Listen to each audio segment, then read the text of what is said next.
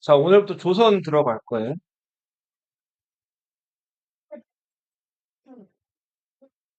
자,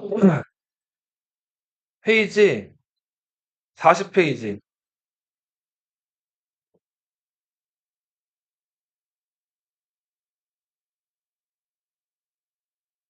자, 위화도 회군 이후에 네, 이성계가 실권을 장악했죠. 자, 실권을 장악했는데 그 고려라는 나라가 이제 500여 년이 됐던 나라이기 때문에 그 고려를 끝까지 지키려는 충신들이 또 있었죠. 음. 그래서 그 마지막 왕 공양왕이 뭐 이색이라든지 정몽주라든지 고려의 마지막 충신들을 붙들고 끝까지 고려를 지켜보려고 했어요. 자, 그러던 중에 이성계가 명나라로 갔던 공양왕의 아들, 그러니까 고려 태자를 마중 나갔다가 말에서 어떻게 됐죠? 네, 말에서 떨어졌죠. 자, 그래서 굉장히 위중한 상태가 된 거예요. 자, 이 상황에서 이제 그 공양왕과 그리고 그 정몽주가 하나가 돼가지고 이성계의 측근들을 다 유배 보내거나 막 이런 식으로 다 제거했단 말이에요. 자, 그런 위기의 순간에 이제 그, 그 촉을 이렇게 날카롭게 세우고 이제 어떻게든 그 고려를 지키려는 세력들을 이제 무찌른 사람이 이방원이라는 인물이었죠. 네. 자, 이성계의 다섯 번째 아들 그쵸, 이방원이 당시 그 이성계가 정몽주랑 친분이 있어서 정몽주가 자기의 정치적 라이벌이고 적이긴 하지만 이성계를 그냥 병문안을 왔다 그랬죠. 자, 병문안 왔던 정몽주를 이방원이 만나죠. 자, 그래서 시조를 주고받죠. 하여가 단심가. 자, 정몽주의 그 의지를 알아챈 이방원이 정몽주가 집으로 돌아가고 있는데 자기 똘마니들을 시켜가지고 정몽주를 철퇴를 쳐서 죽여버렸죠. 자, 정몽주가 죽으면서 고려 마지막 기둥이 뽑혀버렸죠. 자, 이제 공양왕은 벌벌 떨기 시작을 해요. 진짜 내 대해서 고려가 끊기나? 자, 그래서 궁여지책으로 이제 공양왕이 이성계한테 제안을 하나 해요. 무슨 제안을 했을까요? 너가 왕해라 알려줘. 대신 고려 왕. 고려 왕자리는 지키고 싶었을 거 아니에요. 이성계한테 공양왕이 이성계한테 무슨 제안을 하자면 군신 동맹 제안을 해요.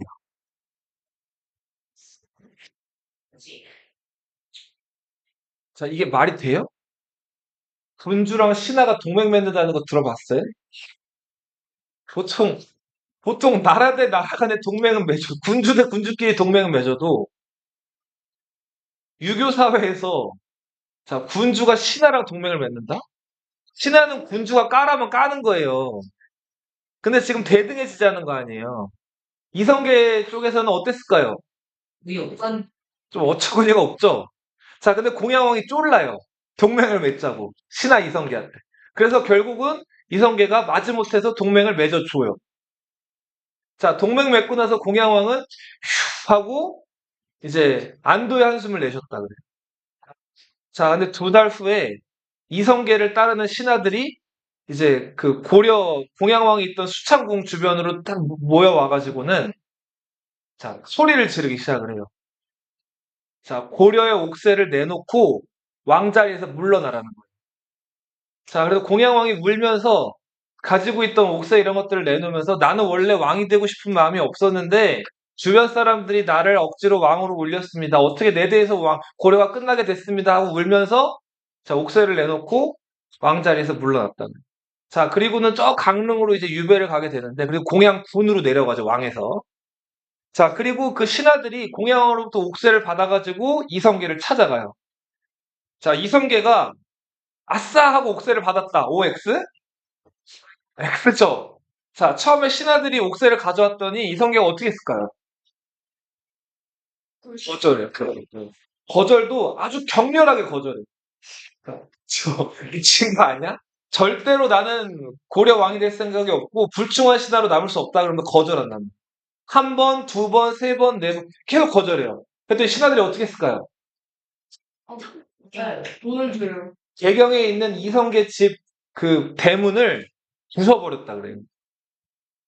자, 이성계 집 대문을 부수고 들어가가지고 지금 1000명이 이제 그 장군에게 있으니까 얼른 왕위에 오르소서 해가지고 그제서야 이성계가 마지못해 왕위에 올랐다 그래요. 진짜 이성계가 왕이 되고 싶지 않았을까요? 아니죠. 여기 되고 싶었어. 자, 그러니까 어른이 되면 알 수 있게 되는 것들인데, 자, 이런 게 어떻게 보면 정치적인 쇼예요. 예. 그러니까 민심이 아주 오랫동안 고려 백성으로 살아오던 사람이 갑자기 그 왕씨의 고려를 섬기다가 이씨의 조선을 섬긴다는 거는 상상하기 어렵죠. 자, 그래서 어떻게든 자기가 끝까지 거절한다는 어떤 모습을 백성들에게 보여줬다. 보이고 싶었던 거죠. 자, 그렇게 해서 아무튼 이성계는 왕이 됐어요. 근데 이성계는 자, 조선 왕으로 즉위한 게 아니라 무슨 왕으로 즉위했다? 고려 왕으로 즉위합니다. 자, 그리고 이성계는 어디서 즉위했을까요? 조선의 수도 어디예요? 한양이죠. 이성계는 한양에서 즉위했다. OX? X. 어디서 즉위했다? 개경에 있는 개경의 그 만월대, 그 개경의 궁전이 있는 그 곳이 만월대라고 불리는 곳인데 개경에서 즉위를 했어요. 개경에서. 그럼 거기서 내가 그렇게 말 안 했네? 근데 성씨가 바뀌었죠. 왕씨에서 이씨로. 자, 이런 걸 뭐라고 하죠? 성씨가 바뀌는 격변을 역성 혁명이라고 한다고 그랬죠? 네. 그리고 지금 우리는 어느 시기를 배우고 있다? 고려 말 몰라. 조선 초를 배우고 있죠? 요걸 역사학에서 뭐라고 부를까요? 고려 말과 조선 초를 정말 좋죠. 오, 그렇죠. 여말 알죠. 선초 이렇게 부릅니다. 우리가 지금 배우는 시기, 이제 이성계가 고려를 무너뜨리고 즉위한 요 시기를 뭐라고 부른다고요? 여말 선초. 그럼 더 좀 세계사적으로 확장을 해가지고 중국에서는 몽골이 세운 원나라가 장성 이북으로 쫓겨나가고 한족인 주원장이 세운 어느 나라?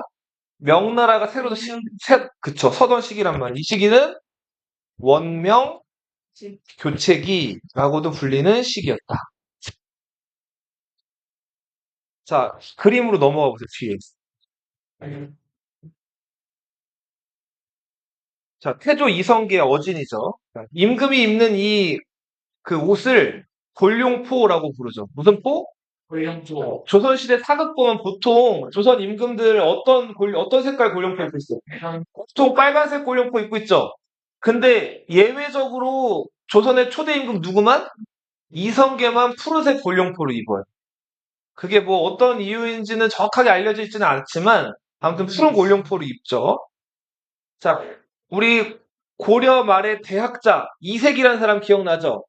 그 이색에 여러 제자들이 있었는데 그중에서 단연 수제자였던 사람 누구였어요? 정몽주였죠. 그 정몽주는 이방원 손에 목숨을 잃었죠. 자, 마지막 고려인이라고 불리던 그 누구? 정몽주. 이방원 손에 죽었죠. 자, 그리고 똑같이 이색 밑에서 배웠지만 정몽주랑은 다른 길을 걸었던 정도전. 호가 삼봉이라 그랬죠?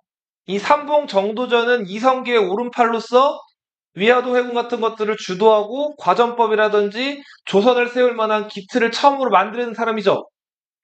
최초의 조선인이라고 불리는 이 사람이 누구예요? 삼봉 정도전이에요. 자, 이거 잘 기억해주세요. 마지막 고려인 하면은 누굴 떠올려라?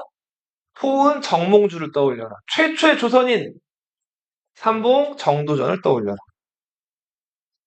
자, 이 정도전은 이성계의 신임을 한껏 받으면서 조선을 이제 자기 마음대로 이제 그려나가기 시작을 해요. 자, 그 정도전이 썼던 여러 책들이 있는데 나라가 잘 굴러가려면 법이 있어야 되죠. 네. 자, 고려시대 법이랑 중국 법을 연구해가지고 앞으로 새로 이제 이끌어져 나갈 나라 조선을 다스리기 위한 법을 만드는데 정도전이 만든 그 법전이 조선 경국전이라는 법전.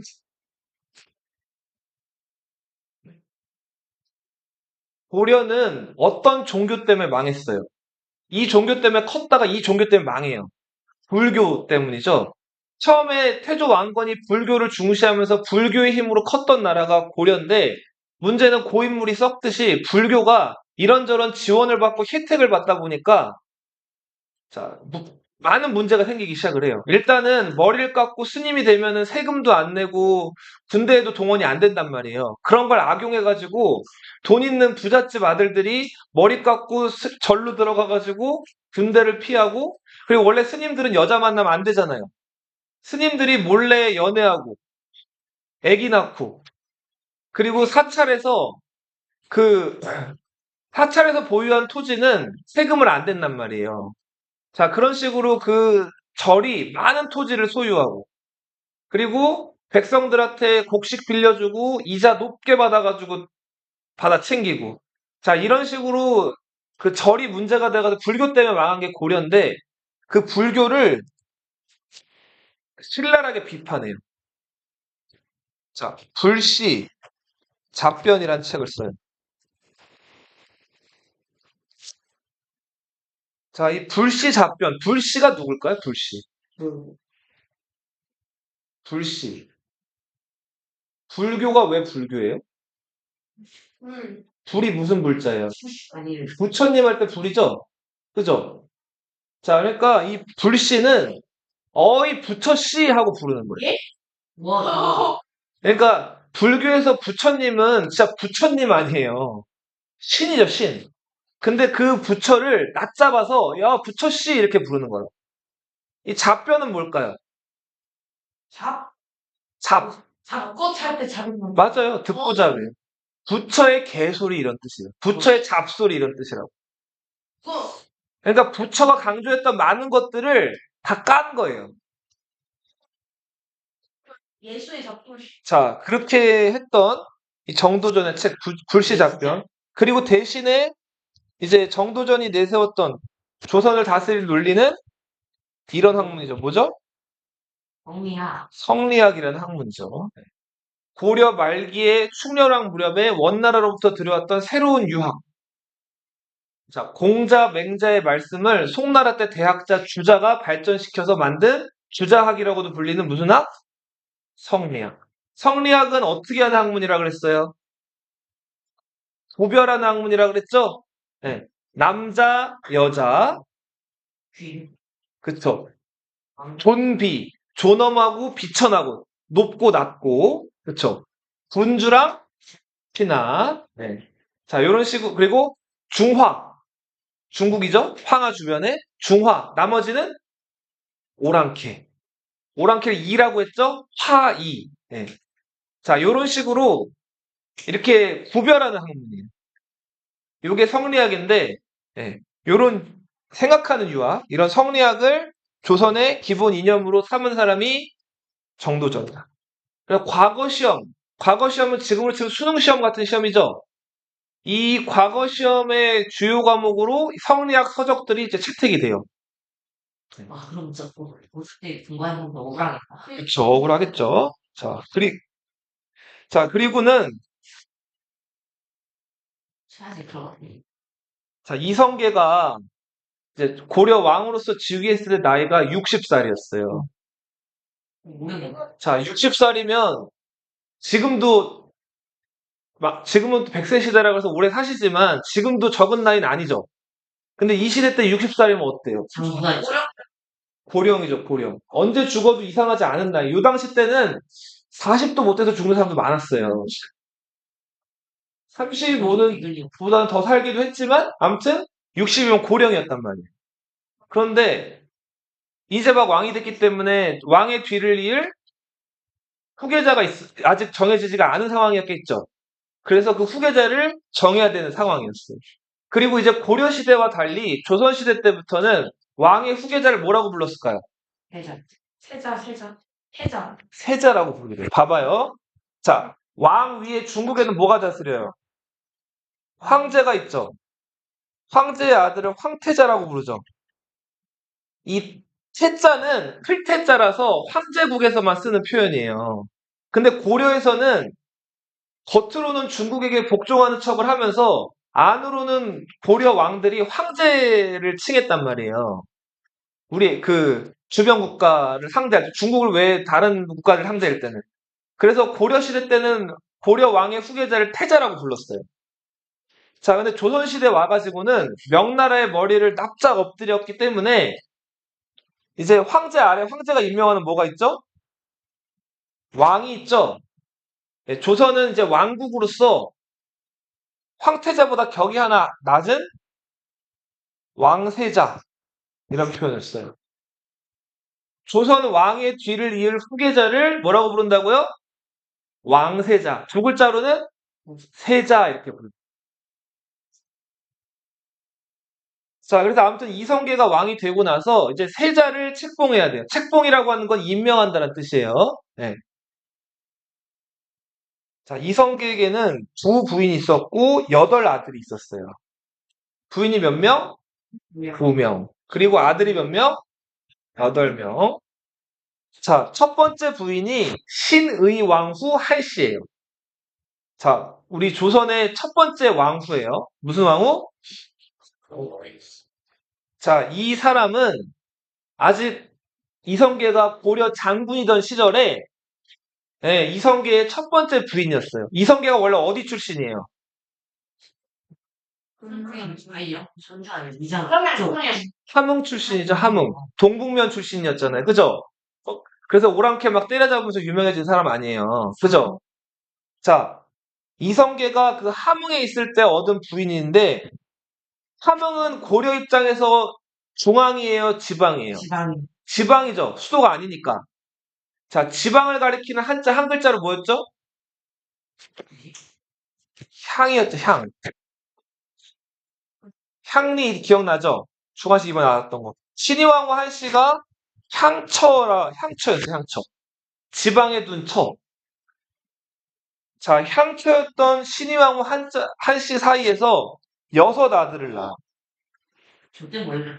자, 그리고 태조 이성계가 원래 시골뜨기 그 함흥에 있다가 아버지 이자춘이 그 공민왕이 반원자주 정책할 때 공민왕 편에 잘 협력을 하면서 이제 이름을 알리기 시작했잖아요. 그러면서 이성계가 이제 개경에 들어오게 되는데 이성계는 개경에 인맥이 있어요, 없어요? 당시 없었죠. 근데 그때 잘 나가는 이성계를 눈여겨보고 자, 광씨 집안에서 딸을 이성계한테 시집을 보낸단 말이에요. 자, 그렇게 해서 이성계가 개경의 그 권문세가였던 강씨 집안의 딸과 결혼을 해요. 그렇게 해서 이성계가 두 번째로 맞아들인 부인이 신덕왕후 강씨. 이 강씨는 개경에서 이성계가 정치적 활동을 할 때 주로 이성계 옆에 있던 부인으로서 이성계보다 21살이 어렸어요. 신덕왕후 강씨. 자, 수도를 경이라고 한다 그랬죠? 서경, 동경 기억나죠? 경처. 집안이 아주 좋았던 고려 때 아주 명문가의 귀족이었던 신덕왕후 강씨. 첫 번째 부인 신덕왕후 한씨와의 사이에서 6아들, 두 번째 부인 경처였던 신덕왕후 강씨와의 사이에서 2아들을 낳았어요. 자, 여기 보세요. 근데 보통은 임금이 자기 왕세자를 누굴 임명해요? 큰아들 임명하죠. 자, 정식 부인의 아들을 적자라고 부르고 첩의 자식을 서자라고 불러요. 서자. 홍길동이 서자였죠. 그래서 아버지를 못 불렀잖아요. 그죠? 그러니까 적서 차별한단 말이에요. 이게 성리학에서의 구분이에요. 성리학은 이걸 엄격하게 지켜요. 첩의 자식은 그 정식 부인의 자식 적자를 이길 수가 없어요. 모든 상속이라든지 계승이나 이런 거는 누가 우선이에요? 적자 우선이에요. 자, 그런데 신의왕후 한씨, 신덕왕후 한씨 둘 다 왕후죠. 그러니까 둘 중에 하나를 첩으로 여기지를 않았다는 거죠. 둘 다 정식 부인으로 여겼단 말이에요. 자, 그래서 아무튼 적자면서 제일 큰 아들이었던 사람이 이방후. 이 사람은 조선이 건국되고 나서 왕의 아들로서 진안 대군이라는 군호를 받아요. 그럼 만약에 왕이 첩을 들였어요. 자, 왕의 정식 부인은 그저 궁궐 안에서 왕비가 머무는 그 궁궐이 가운데 있다고 해서 중전이라고 부른단 말이에요. 왕의 정식 부인을 뭐라고 부른다고? 중전. 중전 마마 들어봤죠? 자, 그런데 왕의 첩들은 그 중전이 사는 궁 뒷곁에 있어요. 그래서 그 왕의 첩들을 뭐라고도 불러요? 후궁 이렇게 불러요. 후궁. 그 중전의 뒤에 있는 궁전에 있다고 해가지고 후궁들이라고 부른다고. 왕의 첩들을. 자, 봐봐. 선생님 봐봐. 자, 후궁이 낳은 자식들은 뭐라고 불러요? 적자라고 안 부르고 서자라고 부르겠죠? 그 서자들은 이렇게 대군 칭호를 못 받고 그냥 군이에요, 군. 뭐 경영군, 계양군 이렇게 불리는 거예요. 대군이란 칭호를 받은 거는 적자. 그러니까 왕비, 정식 왕비의 자식, 중전의 자식들을 얘기해요. 알겠죠? 앞으로 계속 나올 거라고 말씀드렸어요. 알고 있어야 돼요. 자, 그래서 아무튼 이 진안대군이 적장자로서 왕세자가 되어야 했는데, 자, 이 진안대군은 알코올 중독이었어요. 오, 떨어진다. 자, 일설에 의하면은 왜 술에 중독됐을까요? 여자들이. 출근 요정. 아버지가 그래, 스트레스. 아버지가 고려를 배신하고 조선을 세운 게 싫었던 거예요. 아, 자, 봐봐. 유교 사회에서 그 성리학에서는 제일 강조하는 게 유교에선 뭐예요? 최고 가치. 충이죠, 충. 2등이 효잖아요. 1등이 충이죠. 알코올 중독은 불효죠. 이거 하면 안 되죠. 근데 왜 알코올 중독이 됐냐면 효보다 더 위의 가치가 충이라 그랬죠. 근데 자기가 제일 사랑해야 될 그 아버지가 고려 왕조에 대해서 어떻게 했어요? 충성을 다하지 않고 불충한 거죠. 역적질을 한 거 아니에요. 그러니까 그 아버지가 싫어가지고 아예 뭐 부귀 영화 같은 걸 다 등지고 개경 주변에 있는 산에 들어가가지고 술만 먹다가 건국되고 얼마 안 돼서 죽어요. 어디 정신력으로 되는 중. 자, 이성계 입장에서는 굉장히 아픈 손가락이죠. 그죠? 큰아들이 이렇게 죽었어요. 어처구니 없이. 자, 이제 적장자가 죽었죠. 자, 그래서 이 많은 아들들 중에서 누가 제일 좀 뭐랄까 왕세자로서 많이 오르내렸을까요? 이왕호. 그쵸? 공이 제일 큰 아들 누구?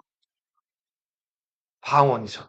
이왕호 태연했을 거예요. 자, 근데 봐봐요. 그래서 아무튼 이제 60이 넘은 이성계 주변 이제 이성계와 그 신하들이 모여가지고 왕세자를 누구 할 건지를 토론을 했어요. 근데 큰아들은 안타깝게 죽었고, 자, 적장자가 없는 상황에서 누구를 왕세자로 삼아야 될까에 대한 논의에서 신하들이 먼저 얘기한 게 공이 큰 아들을 세자로 삼아야 된다는 거예요. 그래서 이방원이 유력 후보로 떠오르게 돼요.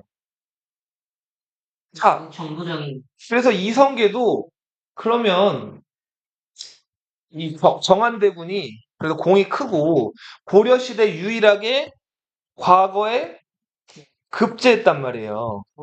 덕안대군 막내는 속과까지만 급제하고 일찍 죽어요. 요절한단 말이에요. 지신주. 자, 이렇게 해서 정한대군이 세자로 되는 게 거의 좀 기정사실화 됐는데 문박해서 이 얘기를 영환대군. 신덕왕후 강씨가 들었다 그래요. 참고로 말씀드리면 신의왕후 한씨는 조선 건국 직전에 나이가 많아서 병들어 죽어요. 자, 그래서 아무튼 신덕왕후 강씨가 태조의 유일한 어떤 왕비, 중전으로서 딱 이렇게 있었는데, 자, 아무튼 신하들이 왕세자 자리를 논하는 자리에서 이방원 얘기가 나오니까 신덕왕후 강씨가 막 울었다 그래요. 그러면서 잠자리에서 이성계한테 가가지고 자기 아들들을 왕세자로는 왜 얘기를 안 하느냐는 식으로 바가지를 긁었다 그래요. 자, 이성계가 21살이나 어린 자기 부인이 이렇게 바가지를 긁고 울며 불면서 사정을 하니까 마음이 어떻게 됐을까요? 약해졌겠죠? 자, 그래서 신하들한테 다시 한번 얘기를 해보라 그래요. 누가 세자로 적합하겠느냐. 자, 이성계가 제일 믿었던 신하, 정부적. 정도전이 있었죠. 정도전한테 물었어요. 자, 정도전 누구 대답했을까요? 뭐, 자, 그쵸. 방번이나 방석 중에 하나를 이제 세자로 삼을 걸 얘기를 한단 말이에요. 근데 또 신하들이 입을 모아가지고 이 방번은 포악하다는 거예요. 승질이 못 됐대. 얘는 안 된대요. 그래서 방번이 되지 않고 누가 됐다? 방석이 세자로 책봉된다. 방석. 깔고 앉는 거 아닙니다. 정도전 생각에도 정도전은 되게 야심 있는 사람이었어요. 군주는 그냥 온화하고 혈통만 잘 이어가고 나라의 얼굴마다만 하면 돼. 정치는 누가 해야 돼요? 그치. 나같이 현명한 재상, 현명한 신하들이 정치를 해야 된다고 믿었단 네. 말이에요. 자, 그런데 정도전 생각에서 이 정한군 이방원이라는 사람은 어떤 사람이에요? 라이벌. 라이벌이기도 하면서 고려 말에 자, 말 그대로 온갖 지저분한 일들을 많이 했죠. 일단은 정몽주라는 사람 어떻게 했어요? 때려 죽여버렸죠. 그리고 야사에 이건 전해전에 내려온 얘기인데 조선 건국하고 나서 왕씨들이 많이 있었을 거 아니에요. 왕씨들은 다 고려 왕족들이죠. 이 고려 왕족들은 언제든 조선에다 칼끝을 돌릴 수도 있는 사람들이죠. 그래서 조선에서 이 왕씨들을 딱 모아다가 강화도로 가서 편히 살게 해준다고 거짓말로 속여요. 그 다음에 이 사람들 배에다 태운 다음에 강화도로 보내는데 이 배가 강화도로 가던 도중에 어떻게 됐을까요? 의문의 침몰을 한단 말이에요. 그때 그 배 안에다가 몰래 구멍을 뚫어놨다고 하는데 아무튼 그 일을 주도했던 사람이 방원이라는 얘기도 있어요. 그러니까 고려의 어떤 잔당들이나 뿌리 같은 것들을 뽑아버리는 작업을 했던 사람이 방원이기도 해요. 캐리. 킬러 본능이 있는 사람이죠. 자, 이런 사람한테 예, 정도전 입장에선 얘가 세자가 되면은 자기가 나중에 입지가 좁아질 수도 있잖아요. 자, 그렇게 해서 아무튼 방석이 형들을 제치고 11살에 세자가 된다. 자, 이런 사건이 하나 있었어요. 자, 우리 저 왕의 아내는 왕비죠, 비. 왕후나 왕비라고 하죠. 그죠? 왕후라고도 해요. 왕비죠. 그죠? 세자의 아내는 뭐라고 부를까요? 세자 뭐라고 부를까요? 해자비. 세자 아, 비라고 부를까요? 해자비. 세자 빈이라고 불러요. 뭐라고요? 빈. 장희빈 들어봤죠? 비보다 한 단계 아래예요. 뭔 말인지 알겠죠? 예. 자, 광석의 세자 빈 유씨였어요. 미스터 빈도 그러면 자, 세자빈 유씨가 이제 나이가 조금 이제 들면서 조금 그러니까 그 성욕이 좀 있었던 것 같은데 광석은 너무 어리죠. 남편한테 이렇게 좀 들러붙어 봐도 뭐가 좀 안 통하는 거예요. 남자가 너무 너희 나이잖아요. 지금 알 거 다 아나? 아무튼 선생님 봐봐. 그래서 이 세자빈 유씨가 이렇게 저렇게 그냥 궁궐에서 시간을 까먹고 살고 있는데 내시 내시는 뭐 하는 사람이에요? 죠. 그쵸? 궁에 살면서 이게 없는 사람이죠. 근데 고려시대 때까지만 해도 검사를 잘 안 했어요. 그래서 그리고 심지어는 이게 어, 옛날에는 강아지한테 여기를 물려가지고 고자가 돼서 온 사람들이 많았거든요. 저번에 얘기했나? 아니, 한번 연기하는 사람이 그냥 요즘에는 그 사람 먹을 게 풍족하니까 강아지한테 건강한 사료를 주죠.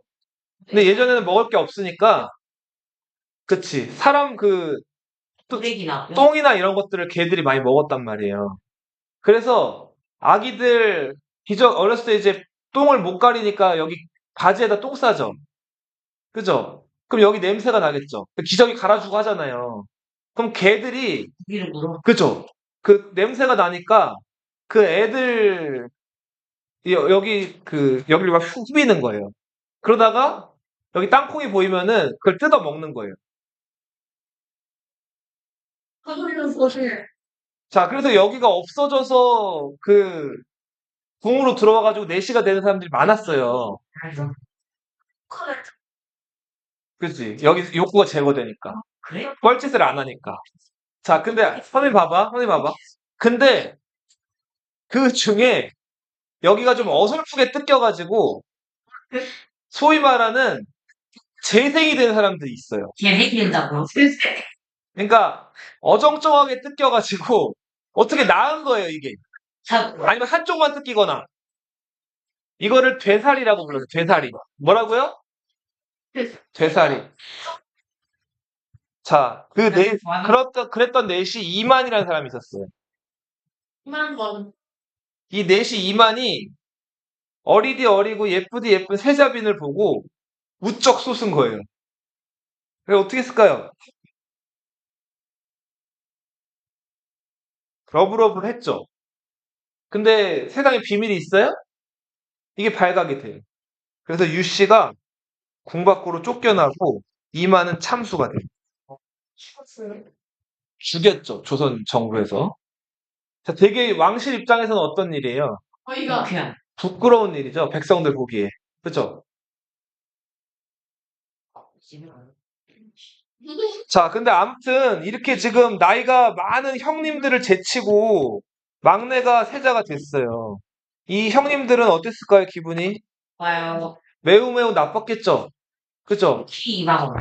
특히 이방원은 이가 갈렸겠죠? 자, 그리고 지금 자기 엄마도 아니고 두 번째 부인, 세컨드. 나중에 이제 이 이방원이 왕이 된 다음에는 이 신덕원 광씨를 아버지의 첩이라고 되게 낮춰 불러요, 나중에. 뭐 그런 얘기들이 있는데 이제 또 얘기를 해볼게요. 자, 그래서 암튼 막내 방석이 세자가 됐다. 자, 이제 나라를 건국했기 때문에 그 수도를 이제 옮겨야겠죠? 네. 근데 수도를 많은 신하들이 옮기는 데 대해서 반대했어요. 일단은 개경에 모든 부동산이나 중요한 것들이 다 있단 말이에요. 수도 옮기면 집값 떨어지겠죠? 네. 그래서 신하들이 이걸 반대한단 말이에요. 자, 자, 그런데 이성계가 수도만큼은 꼭 옮겨야 된다고 강력하게 주장을 해요. 심지어는 정도전도 수도 옮기는 걸 반대했는데 이성계가 이거 하나만큼은 고집을 부려요. 그래서 수도를 옮기게 돼요. 자, 많은 그 명당, 흉당 이런 거 풍수지리설 들어봤죠? 자, 요런 거 잘 보는 사람들한테 물어봤더니 길지로 떠오른 곳이 처음에 두 군데였어요. 하나는 저기 저 진도라는 섬 들어봤죠? 진도. 네. 그리고 또 하나는 계룡이었어요. 자, 진도는 맞아요, 맞아요, 맞아요. 삼별초에 난 때 그 삼별초가 들어갔던 섬. 자, 진도는 섬이라 그래서 이성계가 단칼에 안 된다고 잘라요. 그 다음에 계룡이었는데 계룡이 지금의 어느 실까요? 충청도에 있거든요. 제초 안 해야 너무 안 해. 아, 가운데 좀 지나게. 세종시. 네. 자, 그렇게 해서 이 세종시, 지금의, 당시에는 계룡이라고 불렸던 곳으로 이제 거기가 좋다고 수도를 옮기자는 얘기가 있었어요. 너무 높은데. 자, 근데 계룡이 좀 남쪽이죠. 자, 그리고 실제로 이성계가 가봤는데 영 아닌 거예요. 예. 그 한가운데. 예. 그래서 여기 말고 다른 곳을 더 찾아봐라 했는데 이때 이성계한테 이제 어디 어디가 좋은 땅입니다라고 제안했던 인물이 하륜이라는 인물이었어요. 하륜. 호는 호정, 하륜.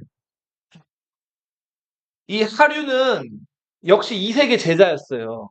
그래서 고려 말에 이색파로 분류가 돼가지고 완전히 좀 뭐랄까 조선 건국에 있어서 배제가 됐다가 정안대군 밑으로 들어가가지고 정안대군 식구가 돼서 정안대군 예쁨을 받던 사람인데 이때 회심의 상소를 하나 올려요.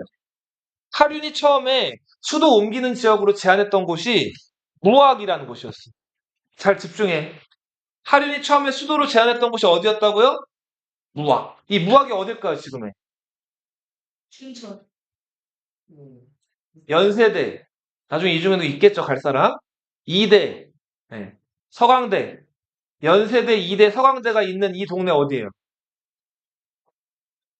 신촌이에요. 아, 신촌 들어봤어요? 선생님 대학원 포함해서 여기 진짜 한 8년을 다녔다 왔다.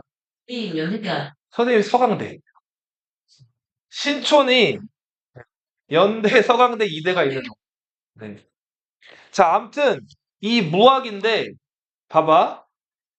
이 무학이 괜찮다 그랬어요. 하륜도 풍수지리에 능한 사람이라 가지고. 자, 그래서 무학으로 갈까 했어요. 근데 이성계가 무학으로 가봤어요. 근데 갔는데 신하들이 입을 모아서 얘기를 하기를 무학이 땅이 너무 좁다는 거예요. 예. 근데 실제로 나중에 너희 뭐 신촌 가보시면 아는데 그 말이 진짜 딱 맞아요.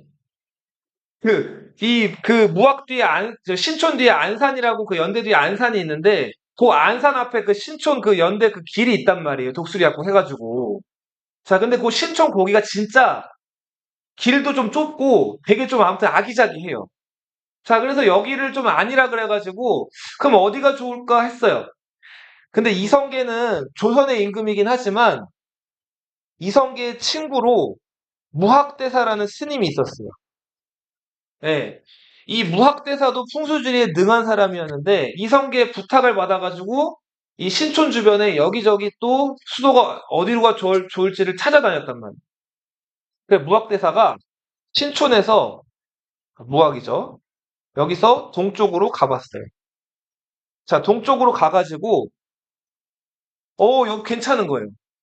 자, 괜찮아가지고 여기를 수도로 정해야겠다. 자, 라고 이제 이성계에게 보고를 하려고 했는데 이때 웬 노인이 이제 소를 데리고 다니면서 밭을 갈다가 이 무학대사한테 한마디를 던져요. 심리만 더 가라고. 네. 그래서 무학대사가 뭐지? 해가지고 이 농부한테 얘기를 들은 다음에 심리만 더 가라 그래가지고 심리를 더 가봤어요. 그랬더니 여기 괜찮은 거예요. 자, 그래서 이성계한테 이 얘기를 했는데 자, 그렇게 해서 심리를 다시 돌아가가지고 세운 여기가 황영. 한양이다, 한양. 황영이 되는 거예요. 한양. 자, 그러면 원래 처음에 무학대사가 갔다가 어떤 농부 얘기를 들어가지고 심리를 다시 돌아갔다 그랬죠. 자, 그래서 한양을 도읍지로 삼았는데 이곳은 어딜까요? 원래 처음에 도읍지로 삼으려고 했던 거, 무학대사가. 지구에 국악산이니까 심리면서 4km거든요. 아, 갈 왕자 써가지고 왕신이 왕실 왕실이야. 왕심리라고 들어봤어요? 그런 거예요. 맞아요. 네. 네. 도대체 재밌어. 나 이거 왕래하다 이런 말 들어봤죠? 왔다 갔다 한다는 거. 자, 그러니까 원래 도읍지로 정하려고 했다가 농부 얘기 듣고 심리 더 이동해가지고 수도로 삼은 곳이 지금의 그 한양 도성, 네, 한양이다. 그래서 여기죠. 자, 이렇게 해가지고 수도가 한양으로 결정이 돼요. 이성계도 봤더니 좋아서. 네. 자, 그리고 혹시 하나 요건 이제 참고로 말씀드리면은 그 무학대사한테 심리 더 가서 수도 정하라고 얘기했던 사람이 도선이라는 사람이지, 도선. 도선대사. 이 도선대사 누구죠? 태조 왕건. 왕건 태어날 걸 알려주고 태조 왕건에게 그 여러 비밀 기록 이런 것들 도선 비기라고 불리는 그런 것들을 전수해준 풍수지리의 대가죠. 네. 그러니까 믿거나 말거나 한 얘기죠. 조선대사는 이때 이미 죽은 지 400년이 지난 시점인데 이 사람이 아주 신선이 돼가지고 무학대사한테 그 얘기를 전달했다. 뭐 그런 야사가 전해지고 있어요. 자, 그래서 아무튼 여기 한양 도성에 대한 얘기예요. 요거는 나중에 저희 시험에 한번 낼게요. 중요한 것들. 안 끝났어. 자, 봐봐. 선생님 봐봐. 자, 여기 한양 도성이 이렇게 있는데 도성 주변에 4개의 산이 있어요. 북쪽에 있는 산. 무슨 산? 북악산. 무슨 산이라고요? 북악산. 한양 도성 서쪽에 있는 산. 인왕산이 있습니다. 무슨 산? 인왕산. 그리고 우리 익히 알고 있는 타워 있는 거, 서울타워. 남산이 있고요. 가장 존재감이 미미하고 낮은 산, 120m 정도 되는 낙산이 있어. 자, 그리고 동양에서는 궁궐을 중심으로 좌묘우사라고 했죠. 기억나요? 자, 좌묘우사가 뭐였어요? 좌묘우사. 왼쪽에 종묘, 오른쪽에 뭐예요? 사직. 자, 종묘는 뭐 하는 데였어요? 네. 제사 지내는 곳인데 뭐한테 제사 지내는 곳이에요? 선대왕들. 선대왕들의 신주 혹은 위패라고 이게 뭐죠? 신주나 위패? 선대왕들의 이름, 출생 연월일 그리고 뭐 사주팔자 이런 것들을 기록해 놓은 그 나무 판때기라 그랬죠. 예. 그런 것들을 그러니까 매번 현재 왕이 옛날 임금님들 무덤을 다 돌아다닐 수 없잖아요. 그래서 그 옛날 임금님들의 그 선대 임금님들의 어떤 영혼이 깃들어 있을 거라고 생각되는 그 위패를 만들어 가지고 그걸 모셔놓는 공간이 종묘예요. 예. 그 종묘는 나라의 근본이라고. 그리고 이 당시 때는 농업사회이기 때문에 농사의 신한테 제사 지내야 되죠. 농사의 신이 그 주나라 시조로 알려져 있는 후직이라는 사람이에요. 그 후직한테 제사 지내는 공간을 뭐라고 한다? 사직이라고 불러요. 동양 궁궐 배치 기본은 뭐 어떻게 된다고요? 따라 읽어봐. 좌묘우사예요. 자, 그래서 궁궐 왼쪽에 종묘. 근데 궁궐 왼쪽이 아니라 오른쪽인데요? 그 사진이 그림이니까. 그림이니까? 그림이니까. 임금이 어딜 보고 앉아요? 남쪽을 보고 앉죠? 그러니까 종묘는 임금님 앉아 있을 때 임금님 기준으로 어디예요? 어느 쪽이에요? 임금님이 남쪽을 보고 앉잖아요. 임금님 남쪽 보는 거 기준으로 왼쪽이죠? 좌묘. 그리고 사직은 어디 있어요? 오른쪽에 있죠? 지금 사직단 공원 가보면은 거기 저 어린이 도서관 있어요. 네, 어린이 도서관이랑 종로 도서관 있어요. 자주 가는데. 네. 자, 그리고, 네. 저기 또 네 개 문을 만들어요. 네 개 문. 그쵸. 4대 문을 만드는데, 자, 한양도성의 남문, 숭례문이죠. 남대문 뭐라고요? 숭례문. 자, 그리고 그 서문은 돈의문입니다. 돈의문. 요거 알아두세요. 외우세요, 요거는. 뜻이 아니라 자, 북문은 여기 나와 있지 않은데, 여기 있어요. 이 문은 숙정문이에요. 북문이 무슨 문이라고요? 숙정문. 동문은 흥인지문이죠. 자, 요거 어떻게 기억하면 쉽냐면, 잘 봐. 유교, 성리학에서 강조하는 사덕 뭐예요? 슈이 어질고, 옳고, 예의 바르고, 지혜롭고, 인의예지 들어봤죠? 자, 흥인지문에 인 들어가죠? 흥인지문, 인이죠? 자, 그리고, 자, 도님은 서문에 뭐가 들어가요? 의가 들어가죠? 자, 그리고 숭례문 뭐가 들어가요? 예가 들어가죠? 그럼 지가 없는데 숙정문이잖아요. 이 정은 꽤 정자거든요? 꾀가 지혜를 뜻하죠? 숙지문이라고는 안 하고 숙정문이라고 해요. 자, 그렇게 해서 아무튼 이렇게 기억을 하세요.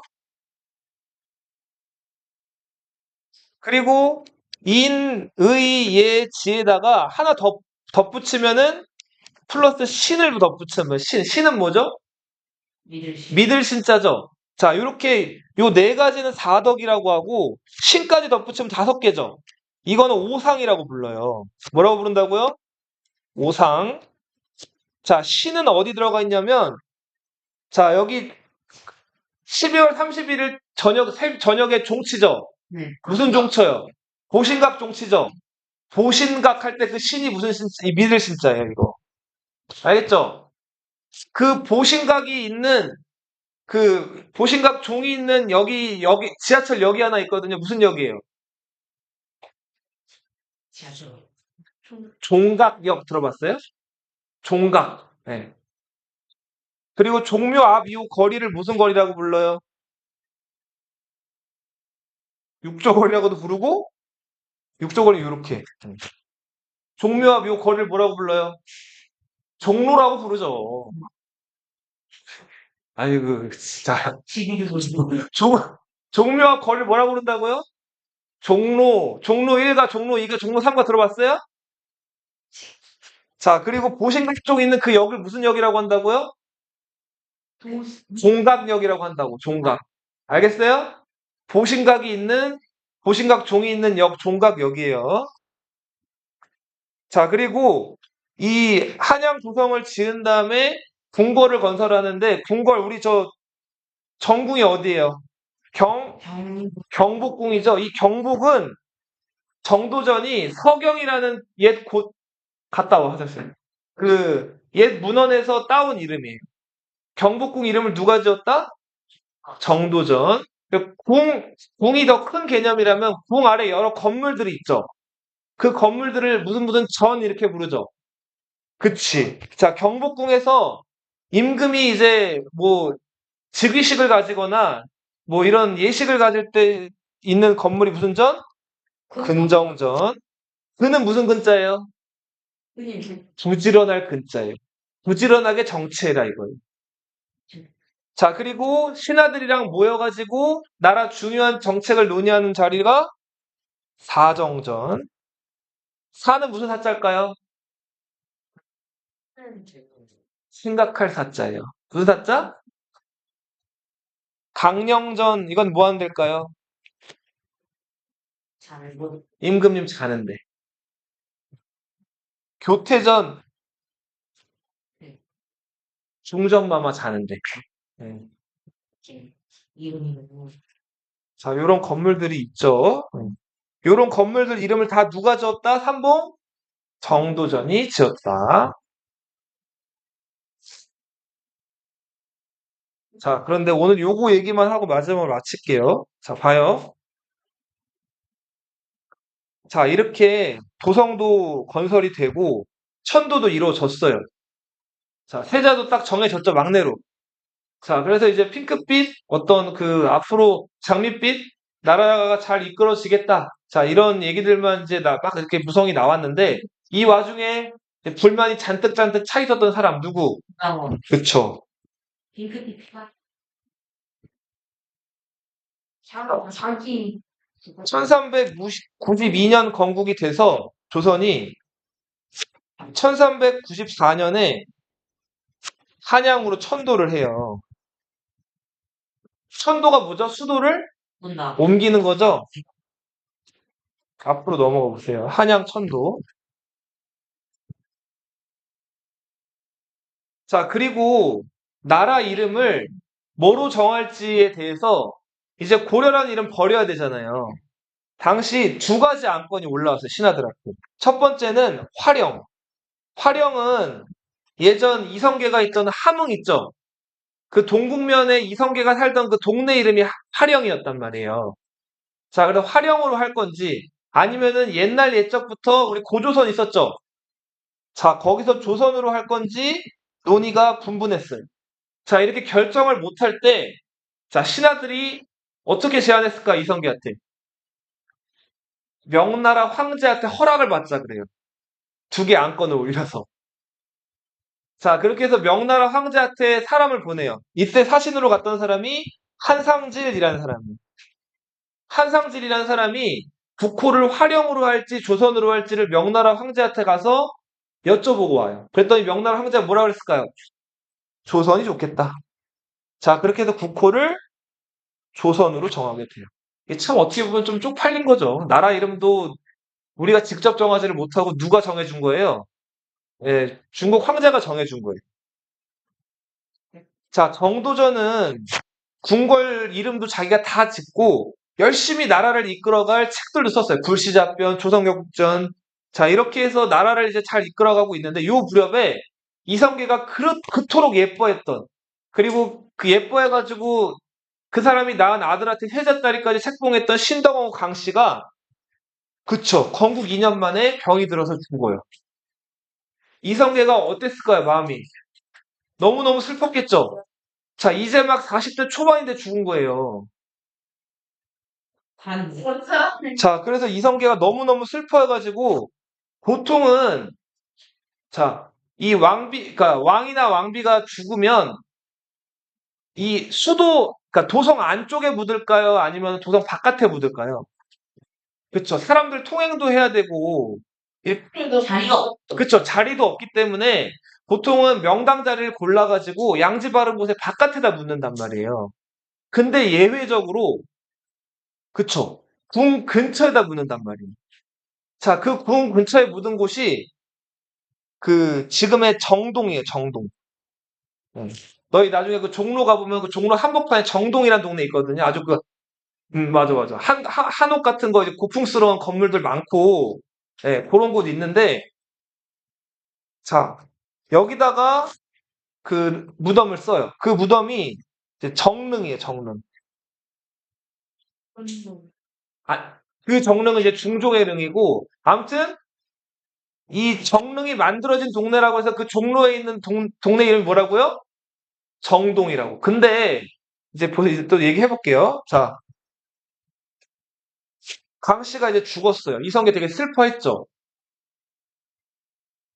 맞았어. 자, 자, 이방원과, 정말? 자, 그런데 그 이방원이 이를 갈다가, 이제 한번 일을 저지르죠. 자기 아버지 이성계가 이제 몸이 아파가지고 좀 몸 좀 누워요. 병에 좀 든 거예요. 네. 정말 전공 싶고. 자, 그리고 요때는 또 좀 어지러운 전국이었던 게, 마지막으로 요것만 집중해봐. 당시 어떤 일이 있었냐면, 명나라가 조선 입장에서는 이제 대국이잖아요. 큰 나라잖아요. 명나라랑 사신 교환을 하면서 왔다 갔다 하는데, 그때 명나라에 보내는 글을 정도전이 다 썼어요. 명나라 황제한테 올리는 글을 표문, 전문을 합쳐서 표전문이라고 불러요.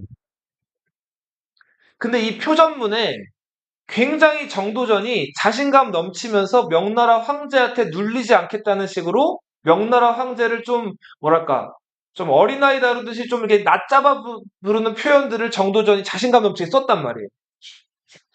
사람들이 저 이게 표전문 사건이에요. 근데 왜 그랬을까요, 정도전이? 중건도 이게 힘이 있는 나라라는 그렇죠. 그런 것도 있었고, 명예훼손 죽어보자. 자, 우리 기억해 보실 게, 게 고려 때 요동정벌 있었죠. 그때 요동정벌을 좀 무리한 행동이긴 했지만 그래도 실천된 이유가 요 요동 지역이 그쵸 주인이 없었죠. 그러니까 명나라가 여기까지 실제적으로 지배할 힘도 없으면서 고려 때 그때 허풍을 친 거예요. 근데 아무튼 당시 위화도에서 회군했던 회군 세력은 정권을 잡는 게 우선이었기 때문에 요동 정벌 포기하고 돌아온 건데 지금도 명나라가 요동을 장악하고 있지를 못했어요. 근데 자꾸 조선에게 이거저거 요구를 해오니까 정도전이 오히려 세게 나간 거예요. 그래서 이때 명나라 황제가 정도전 데리고 오라 그래요. 죽여버리겠다고. 근데 이성계가 정도전을 보낼 리가 없죠. 그래서 아무튼 명나라랑 관계가 좀 경색돼 있고 좀 이렇게 그런 어지러운 상황이었는데 이 무렵에 이성계가 좀 아팠어요. 근데 아팠는데도 이성계가 친히 나와가지고 명나라한테 주눅들지 말고 자 요동을 오히려 칠 것을 정도전이랑 논의를 한다고. 자 그래서 고려 말기에 이어가지고 또다시 한번 요동 정벌이 계획이 돼요. 조선 초기에. 나 그때 이동영만 쓰면 자 그렇게 해서 요동 정벌이 선생님 봐봐. 요동 정벌이 또다시 한번 계획이 되고 실제로 막 군사훈련까지 이루어지고 한단 말이에요. 죽거나. 자 근데 군사가 부족했어요. 자, 군사가 부족했는데, 부족했던 이유 중에 하나가, 그, 조선 건국 초에는, 조선 건국했던 공신들이, 각자 개인이 데리고 있는 사병들이 많았어요.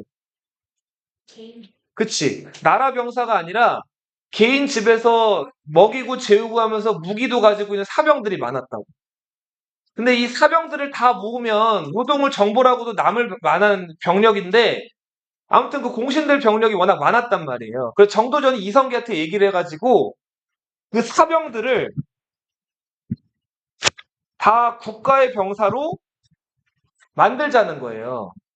아, 그래서 국방부는 빼지. 그치, 국방은 세지겠죠? 근데 공신들이 이거 좋아할까요? 안 좋아. 당연히 안 좋아하겠죠. 특히 싫어했던 공신이 누구였을까요? 이방원.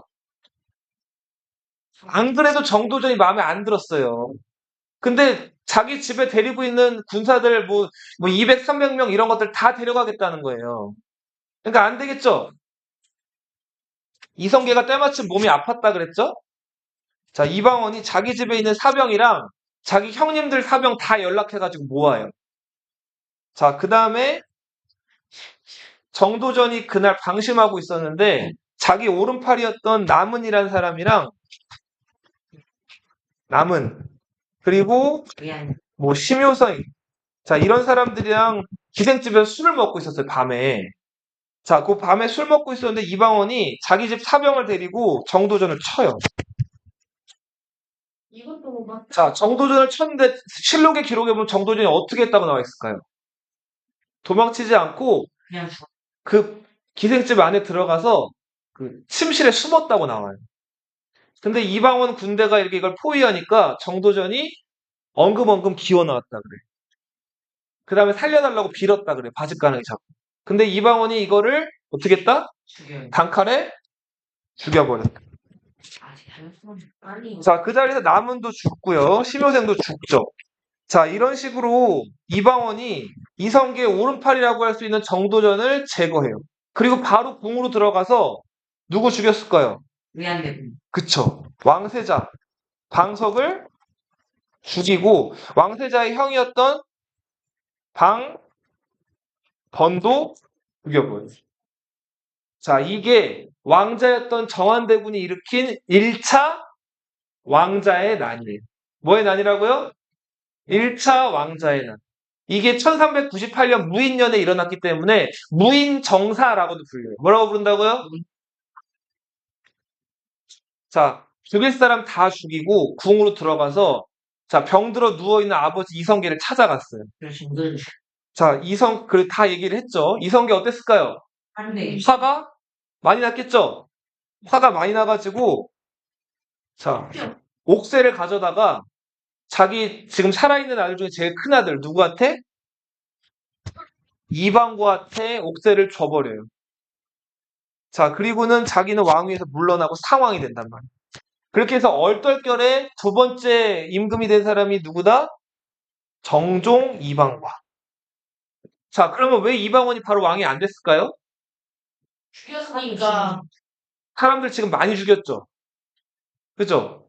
자, 많이 죽여놓고 자기가 바로 왕 되면은 세상 사람들이 손가락질 하겠죠? 그러니까 일단은 허수아비 같은 자기 형한테 왕자리를 준 거예요. 그리고 특히 형들이 많았는데 방과가 선택된 이유. 살아있는 아들 중에서 큰형이기도 하지만 왜 만만했을까요? 요 마지막. 알코올 중독 형은 죽었잖아 이미. 만만한 이유. 노는 것도 좋아했던 왕인데 방과의 부인이 정한왕후 김씨예요. 정부인이죠. 근데 이 정한왕후 김씨와의 사이에서 자식이 없었어요. 자식이 없고 이방과는 그러니까 후궁들한테서 후궁이 8명 있었는데 그 사이에서만 아들, 딸 합쳐서 17명을 낳았어요. 근데 이민은 아니야. 적자가 있었다 없었다? 없었단 말이에요. 그러니까 이 이방과가 왕이 돼도 자기 아들한테 왕을 물려주기가 어렵죠. 자, 그래서 그런 이유로 방과가 두 번째 왕이 된 거예요. 그리고 이제 다음 시간에 얘기하겠지만 이제 방과를 왕으로 세운 다음에 2년 있다가 방원이 형한테 왕자리를 물려받게 돼요. 자, 1차 왕제의 난 이후의 상황이에요. 자,